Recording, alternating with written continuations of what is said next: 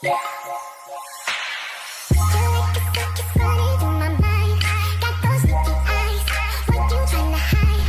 test, hello, mic test, hello. Hi, this is Coach Mary. Today we're going to talk about the 88, a brief summary on my book, the 88 Hilarious Neckties and Lipstick Employees. Okay, now, we're gonna talk about people, money, and system. Okay, now, what is it all about? Okay, I'm gonna vlog today on how do you nail that particular position in a job, or how do you get the right people on your business. Okay? So, pag-uusap tayo tungkol sa climbing on a corporate ladder, paano ba magkaroon ng magandang posisyon sa isang company, paano mag-hire ng maayos sa tao sa business mo. They say that there are 3 important factors in a business or in your career. That's people, money, and system. Okay, so importante yan, guys, ano? I will tackle one of the, probably few of the points na tackle sa book ko, upcoming book, which is the 88 Hilarious Neckties and Lipstick Employees. Okay, how do you get the right people? And how can you be that right person in a company? Okay, so we're gonna talk about the 12 kinds of employees, the 12 kinds of employers that you need to have on your business, and of course, in your job, and the red flags. Ano ba yung red flag sa isang tao para i-let go mo siya sa company mo? Ano ba yung mga tendencies? At saka, paano mo ba ma-enjoy yung iyong job? Okay, now, everybody seems to be securing their jobs nowadays. Siyempre, malapit na ang Christmas bonus, di ba? At siyempre naman, malapit na rin ang Pasko. So, of course, kailangan secure ang ating negosyo, secure ang ating trabaho, okay? So, paano naman tayo makaka-attend ng mga Christmas parties and celebration na ngayon nag-a-approach na tayo sa real face-to-face scenario, okay? So, this is Coach Mary for Beauty and Business. Alright guys, let's start. Okay, a while ago, we talked about the 3 factors, the money, the people, and the system. Of course, we cannot expand without the right kind of people. We cannot prosper without sustainable income, and we cannot stand, or the company cannot stand, without the right and fair system. So let's go to the first stage, recruitment. Oops, you are not hired if you don't qualify and sign an agreement and contract. Ibig sabihin, hindi ka pa hired and hindi ka pa official employee kung wala ka pang contract, or kung hindi ka pa nagsasign or nag-agree sa isang employment contract. Are you fit for the position? Qualified ka ba? Kaya mo bang gawin yung mga tasks? Alam mo ba yung task na binibiling sa'yo? That is, if you are fit to the position or to the task given to you. Number 3, you are on probationary period or probation period. Are you able to adapt to the work or to your work environment? Are you able to get along well with your co-workers? If yes, then you will be positioned or you will be designated to a certain task. Compared to other employees, are you able to excel in your position? Are you able to excel in your job? Are you a team player? Or puro excuses ka lang ba or puro delays? Hindi pwede at hindi ka mapopromote. Okay, now let's go to number 5. Are you on a growth gauge? Excellent ba ang performance mo? Nag-excel ka sa mga bagay na ginagawa mo? At syempre naman, nasasatisfy ang mga supervisors at manager mo. At most of all, natatapos mo sa oras ang trabaho. Then, you are for promotion. Number 6, promotion and expansion. Kapag napapansin ng boss mo na magaling ka at naiituro mo sa ibang empleyado yung dapat nilang matutunan, then you are aiming for expansion. Siyempre, maaaring pwede kang gawa ng boss mo ng another department na ikaw ang magli-lead para sa skills and development.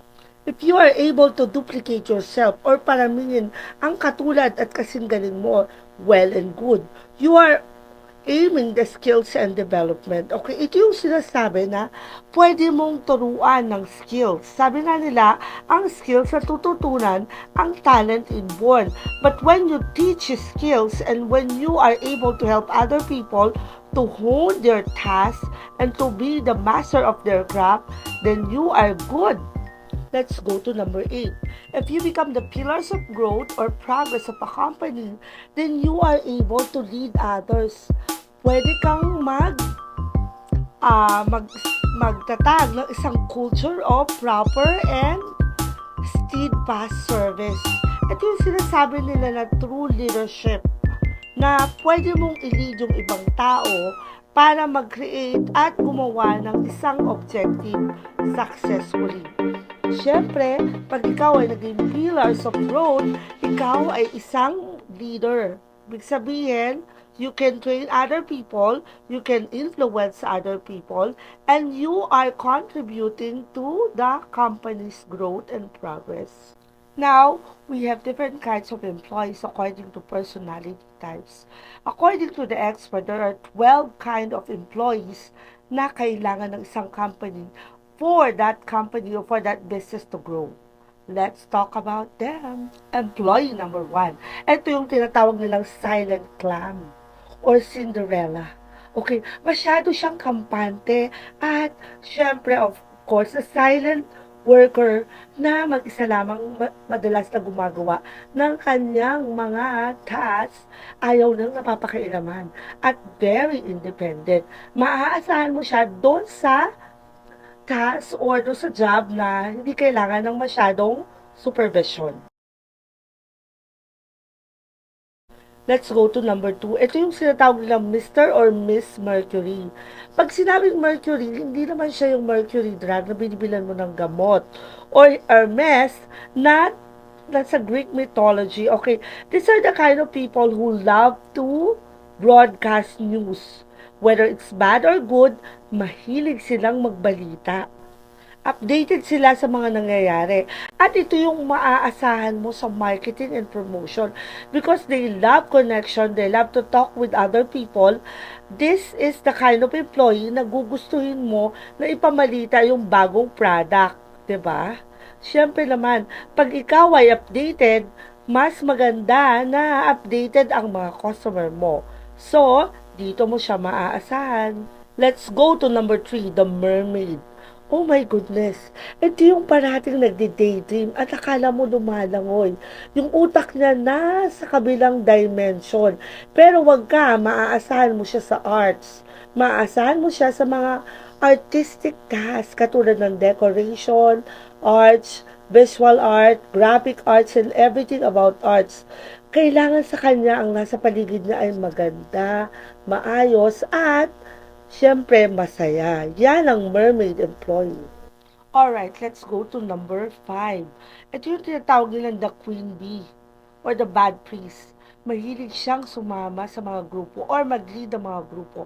Anything na pagsimulan niya ay natatapos niya ng maraming kasama. Ito yung influencer at ito yung madalas sa tinatawag nila na queen bee. Na pag kinalaban mo siya, oh my goodness, medyo malaking tropa ang kakalabanin mo at yon ang iniiwasan ng ibang mga employers o yung mga managers ang makaaway ang queen bee. Ang queen bee employee is a leader. Okay, so you have to expose him or her to a good task para gayahin siya ng kanyang mga kapwa employees. Okay, let's go to number 6, strategies. Okay, if you know someone na maghilig mag-brainstorming, okay, gagawin na ng paraan lahat ng gusto niyang gawin, okay, para makuha ang kanyang target, Okay, ito ang strategies employee. Okay, so ibig sabihin, mahilig siya sa mga secret task. Okay, and nagagawa niya ng paraan yung mga imposibleng bagay. Okay, so this is the strategies. Number 7, the breadwinner. Meron ka ba nakikita na tao na parating tahimik at parating nagkukwento tungkol sa family niya at seryoso siya sa trabaho at kahit anong task ang ipagawa mo sa kanya ay gagawin niya because he is or she is the breadwinner. Maraming umaasa sa kanya at maraming nagde-depend sa kanya financially and emotionally. She is or he is the breadwinner. Okay, let's go to number 8. Ito yung social butterfly. Mahilig siya sa parties. Ito yung magaling makipag-public relations. Ibig sabihin, marami siyang connections. Usually, mga power-up-full ang connection niya. Magaling siya makipagkaibigan at, of course, marunong siyang makibagay. Ang social butterfly ang madalas na na-assign sa mga events at sa mga launching. Dahil sa galing niya sa pakikipagkapwa-tao at pakikisalamuha. Alright, let's go to number 9. Ito yung perfectionist. Ito ang klase ng empleyado na pwede mong ilagay sa quality control. Dahil sa pagiging perfectionist na, lahat ng bagay gusto na ay maayos, maganda, at nasa right timing. Ibig sabihin, everything should be perfect under his eyes or over the rainbow. Ay talaga namang gusto niya maayos at walang kapintasan. Yan ang perfectionist employee. Right, okay, ang number 10 natin, ito yung pinaka-exciting na employee. Lagi siyang maganda or lagi siyang gwapo, parati siyang perfectly groomed, okay? Very romantic siya, mapababae o mapalalaki. So, what do we do with this kind of employee? Okay, they have a very good keen on and keen talent on partnerships. Kasi dahil magaling siya mag-value ng ibang tao, okay? Marunong siyang mag-build ng deep relationship, okay? So, ang keyword for this kind of romanticist employee is the harmony, okay? So, yan ang kanyang objective parati, na walang away, walang gulo, parang medyo mahigpit or stricto na employee, yung walang nakakalusot sa kalokohan sa kanya, kahit na maliit na bagay. Ito yung tinatawag nilang administrator. Mahilig siyang mag-set ng rules at mag-implement. At minsan, napagkakamalan siyang sip-sip because he or she loves to implement the system. Naniniwala siya na yung sistema ay malaking tulong para gumanda at lumago ang isang company. Which is true naman. Let's go to number 12. Ito yung klase ng employee na mabilis ma-bored. Okay, gusto niya laging may bago, very innovative. Maasahan mo siya doon sa mga new tactical ways on marketing, on promotions. Mahilig siya sa mga kakaibang ideas. Okay? Dahil siya ay innovative at dahil siya ay hindi mapakali sa isang sulok, kailangan niyang gumawa ng paraan at kailangan niyang gumawa ng pagbabago para mapaganda ang isang project. Now, let's go to kind of employers. Kanina pinag-usapan natin ng kinds of employees. Ngayon naman, ito yung mga klase ng managers at supervisors na dapat meron ka sa isang business o sa isang company mo. Why? Because they're very critical employees. Ito yung mahalagang mga leaders na kailangang mag-lead ng company para yumaman ang company mo. Alright, let's go to number 1. Ang number 1 na usually mga managers, supervisors is the visionary. Medyo futuristic sila, medyo ahead of time ang kanilang mindset. Magaling silang mag-isip kung ano yung resulta. Ito yung tinatawag na result-oriented employees or managers. Magaling silang mag-lead at gumawa ng magandang resulta after each brainstorming. Okay? Kaya tinawag silang futuristic kasi nakafocus sila doon sa future ng project na gagawin mo. Alright, let's go to number 2, the advocate. Bago pa man lamang to sumalang or mag-apply sa work or sa company mo, itong klase ng employee or manager or supervisor is merong pinaglalaban. Meron siyang emotional hunger na kailangan niyang tuparin at kailangan niya ang company mo para siya ay magtagumpay. Marami ang reason niya kung bakit ginagalingan niya sa kanyang work. Madalas, naglilid siya ng isang malaking grupo o isang crowd para isulong ang isang adhikain o isang advocacy. Katulad ng women empowerment, single motherhood, or kung ano-ano pa. Ito yung tinatawag na. Alright, let's go to number 2, revolutionist, reformist. Meron ka bang empleyado or meron ka bang supervisor na mahilig baguhin yung mga bagay-bagay? Ginagawa nila ito na mas liberal, mas makabago, or tinatawag na revolutionist. Okay, mahilig silang gumawa ng reforma na feeling nila kailangan maiayon ito sa uh, panibagong advocacy or panibagong sightings. Okay, gusto niya na tinatanong yung kanyang mga members o yung kanyang mga subordinates bago niya ibigay ang rules and regulation or bago niya ilatag ang kanyang project. Mahilig siyang humingi ng suggestions. At ito yung pagka-liberal minded niya, ito yung nagbibigay sa kanya ng power para mabago ang isang project at magkaroon ng mas magandang resulta. Alright guys, let's go to number 4. Ito yung artist.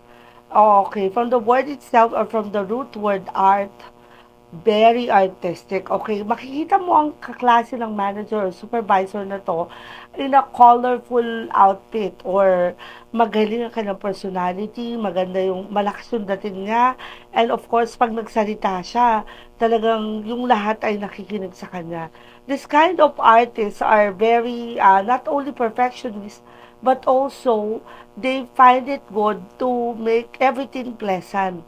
Okay, so very positive siya sa kanyang outlook at mas gusto niya na maganda yung results at of course, nakikita mo sa kanya na very, very passionate siya sa ginagawa niya. Ito yung klase ng manager or employer or supervisor na very inclined siya doon sa kanyang craft. Alright, so let's go to number 5, public affairs expert. Pag sinabi na nilang public affairs expert, hindi lang ito sa loob ng office but also sa labas. Marami siyang kakilala and marunong siyang makipag-usap sa maramihang tao. Kumbaga para siyang public speaker. Okay, madalas ito yung na-assign na spokesperson ng isang brand o yung humaharap sa mga press or media. Okay? So ito yung talent niya, yung pakikipag-usap doon sa mga matataas na tao or isang grupo ng makapangyarihang group. Okay, sila yung public affairs expert. Yung empleyado at madalas siya rin yung hinihinga ng malaking ambag doon sa or malaking sa isang mahalagang suggestion katulad ng mga critical decision making para sa company at para sa project. Okay, let's go to number 7. Ito yung mastermind. Okay, usually yan, mahilig siyang mag-mentor outside the office at gumagamit siya ng ibang strategy. Okay, this kind of employer or manager or supervisor uses parang secret meetings or strategy to do something very different.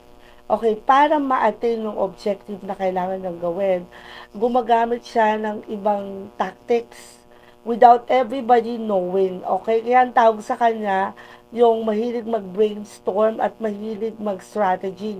Siya yung pinaka-mastermind na magaling gumawa ng diskarte kahit sa anumang problema na kakarapin ng isang business. Alright, let's go to number 8. Okay, ito yung klase ng social worker. Okay, pag napansin mo na yung boss mo o yung manager mo o yung supervisor mo is parang buddy-buddy mo lang or nakakasama mo sa mall or nakakainuman mo or nakakalaro mo ng basketball, ito yung tinatawag nilang social worker boss. Ito yung mabait at pwede mong hinga ng tulong not only professionally but also personally. Magaling siyang mag-advise. At para sa kanya, naniniwala siya na pag ah, nahawa na parang na-touch siya yung puso ng isang tao, na-influensya niya to at namamanipulate niya in such a way na yung tao nagiging loyal sa kanya at napapagawa niya yung mga task na pwede niyang i-assign dito.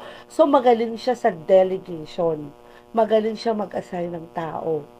Okay, guys. Okay, number 9 na tayo. Okay. Ito yung mother figure. Meron ka bang kilala na kahit lalaki or babae, madalas magtanong, kumain ka na ba? Nabasa ka ba ng ulan? Saan ka nang galing? Huwag kang magpagabi, mag-ingat sa daan. Ito yung tinatawag nilang nurturing leader. Okay, they believe or she believes that everyone should be treated well, of course. And of course, syempre, para siyang nanay na inaalala niyo yung kapakanan mo every time you talk with each other. Okay? Kaya siya tinawag na nurturing leader, very supportive siya. Okay? And siya yung madalas magtanggol or mag-depend sa mga empleyado na medyo pasaway. So, medyo nagagamitan niya ng reverse psychology yung mga tao o yung mga empleyado na hindi masyadong masunurin sa rules and regulation.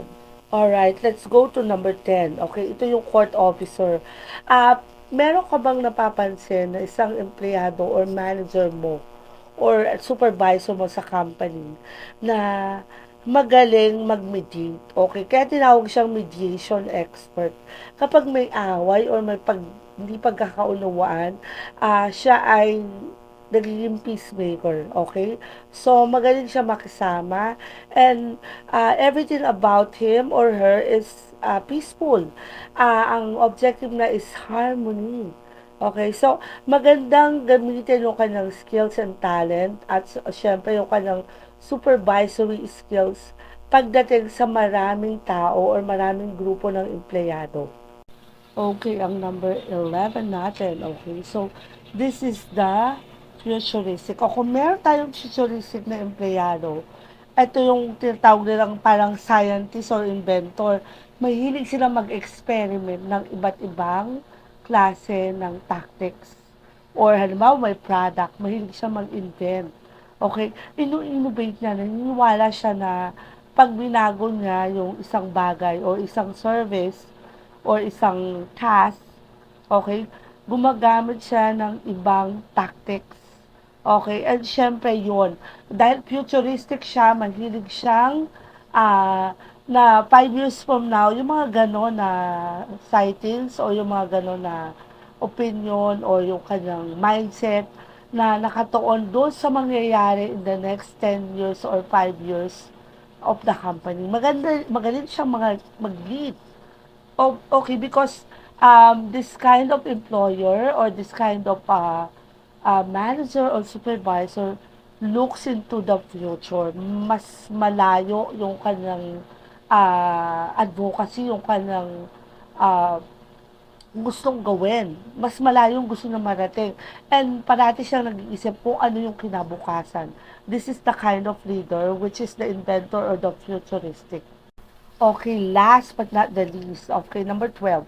The innovative boss. Okay, yung nabanggit ko kanina, innovative sila. But this time, ito hindi siya natatakot magkamali. At tinatawag nilang trial and error manager or officer. Okay, so, mahilig siyang mag-reshuffle ng empleyado. Okay, if you have this kind of, if this kind of employer or this kind of, boss or supervisor or managers, naniniwala siya na doon sa reprofiling, okay? So, inaalam na yung mga tao kung ano ba talaga yung kanilang talent or skills. Sa kanya doon ilalagay yung tao sa tamang posisyon. Magaling siyang mag-delegate ng tao at magbigay ng task. Okay, ito yung forte niya, yung kanyang pagde-delegate sa tao at pag-discover ng mga skills nila. Kasi minsan, may mga empleyado na hindi nila alam kung saan sila magaling. Actually, nadi-discover lang yan while on employment or on training or on seminar or on workshop. Okay, now guys, let's go to the red flags in work area. Okay, yung tinatawag na red flags, ito yung mga dapat mong iwasan or bigyan mo ng pansin kasi hindi siya biro. Okay, there are harsh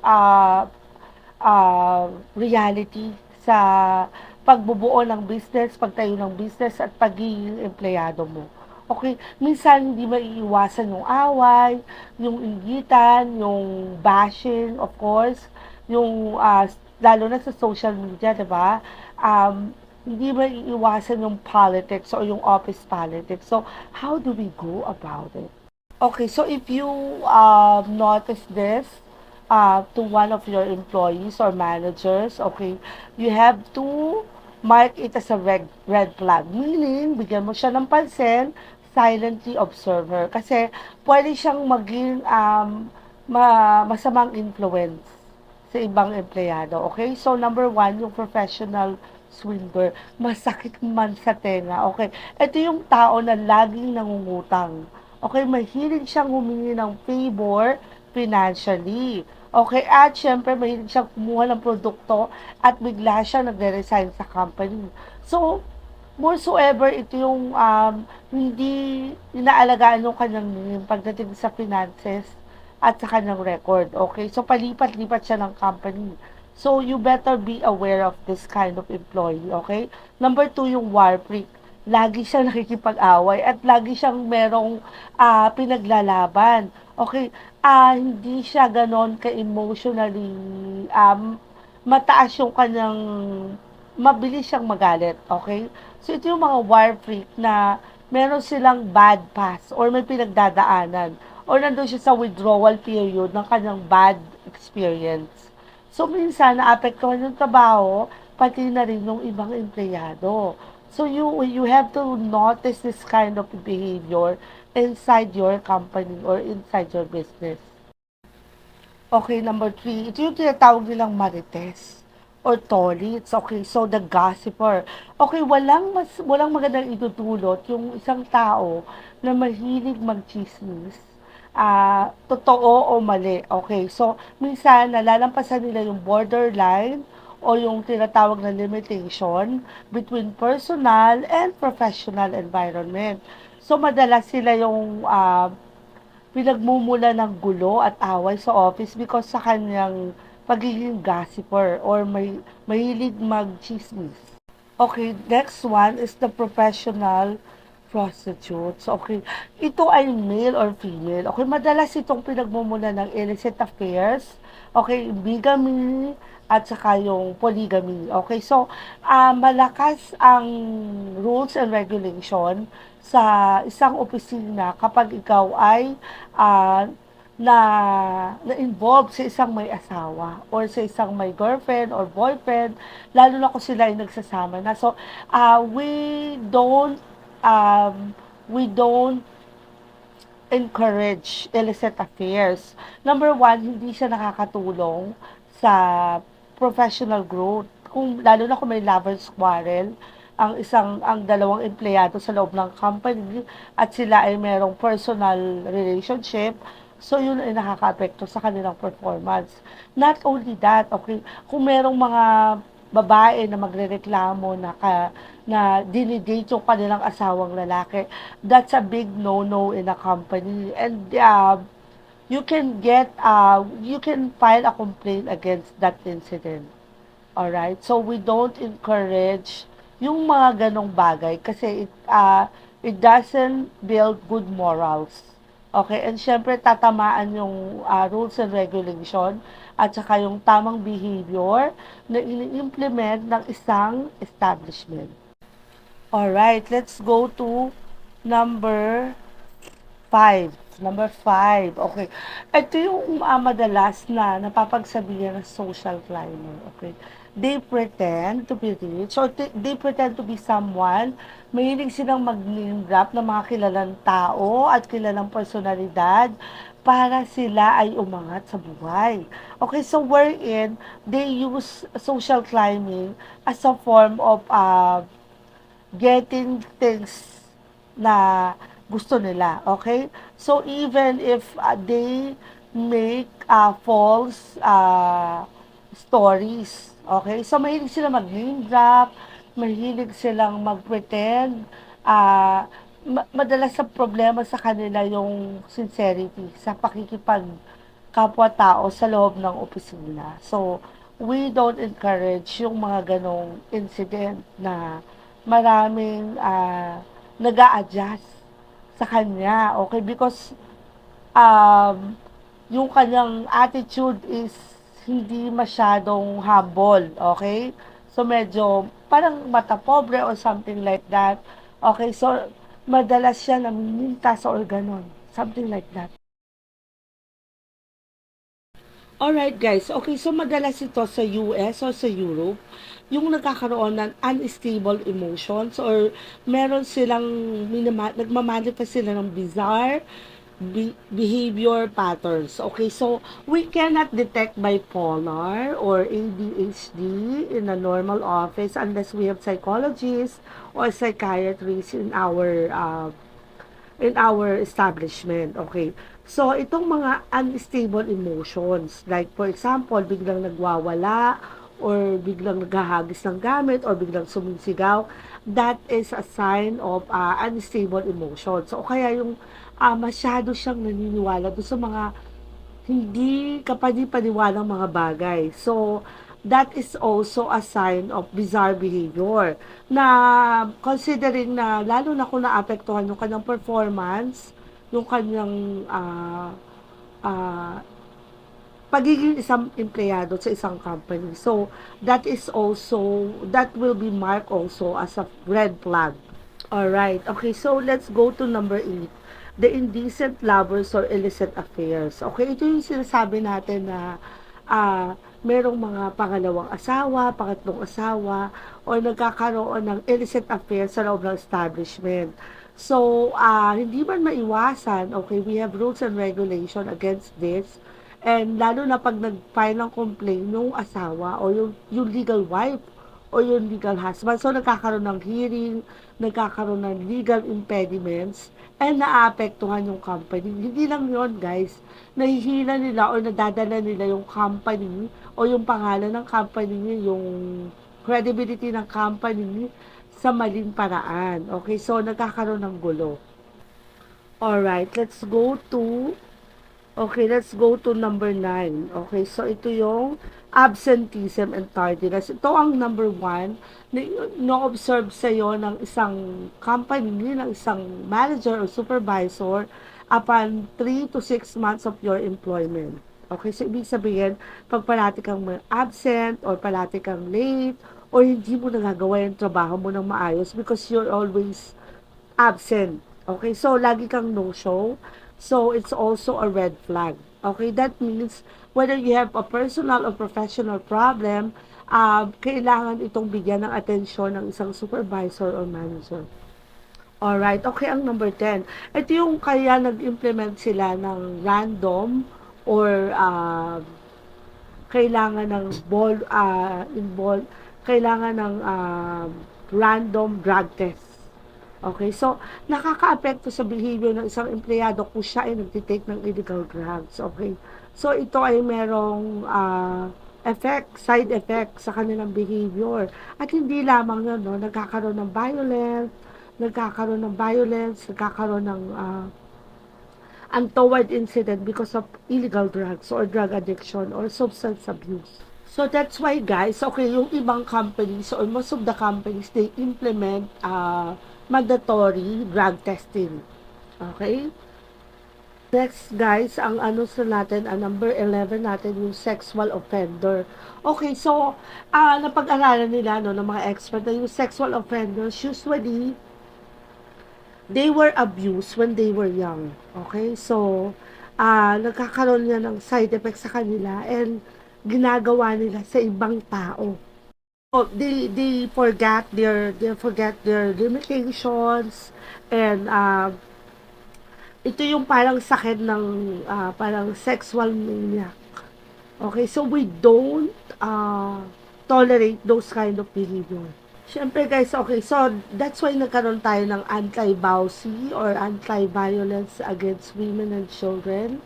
At pumasok yan sa ating family code.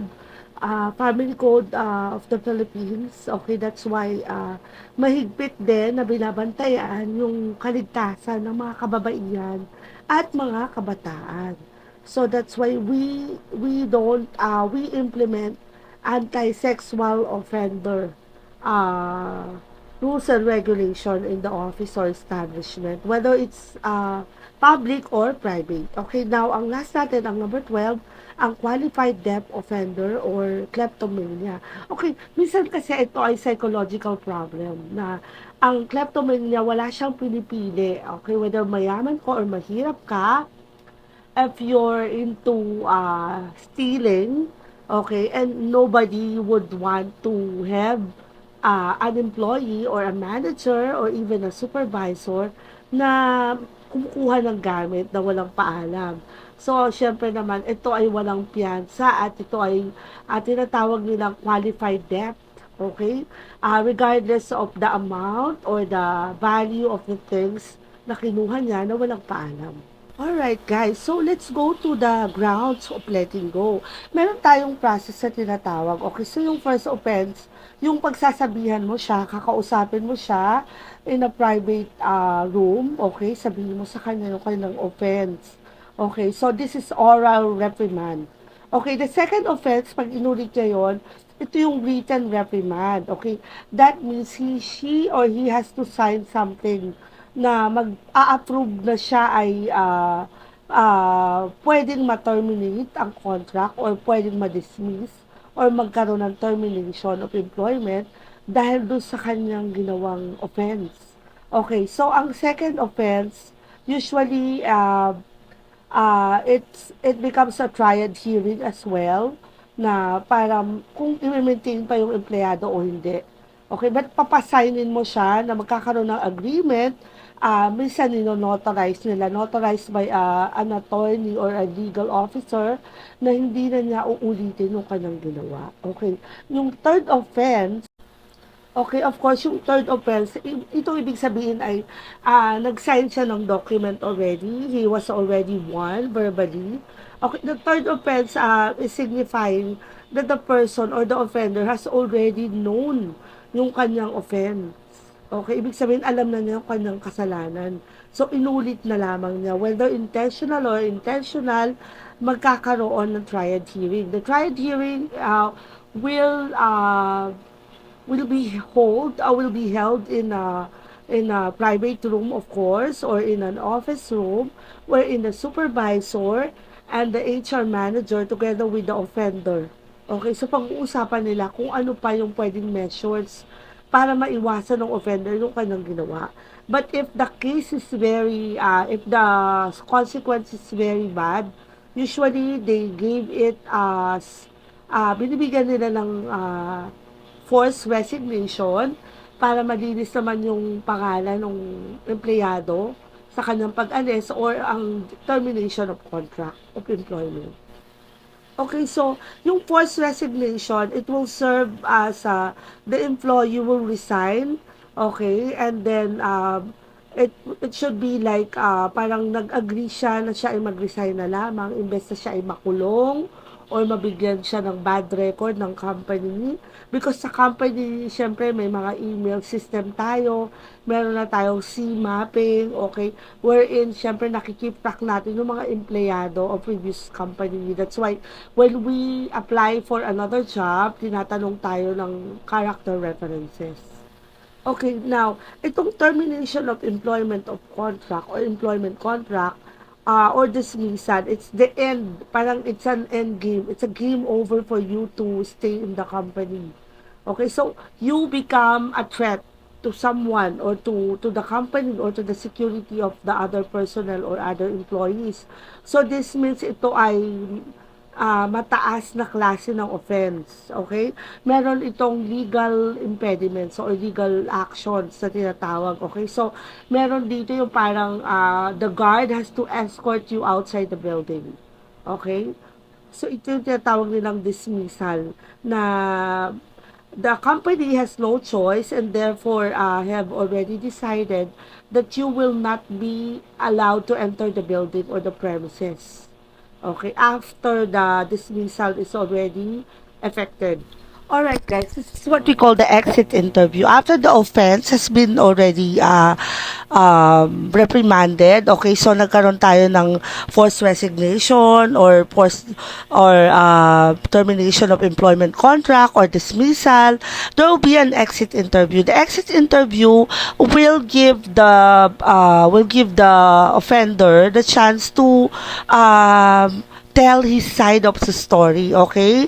Regardless of the offense. So, kung ito ay hindi naman ganun kalala, yung exit interview, will give him the chance to tell the admin kung ano pa yung improvement na pwedeng gawin para maiwasan yung usually kasi yung mga gulo at personal issues, it's because of the connivance of other employees. Minsan pinagtulungan siya or binuli siya or minsan naman na-provoke siya. Okay, that lead him to commit a crime. And syempre, yun ay nakakatakot na isipin, na ang isang empleyado na may pinag-aralan or mabait, biglang nagiging matapang o nakakagawa ng malalang offense. Okay? So, nagiging threat siya sa company at sa ibang empleyado. The reason why merong exit interview para malaman din ng company na siya ay nilet go ng company in a nice way. Okay?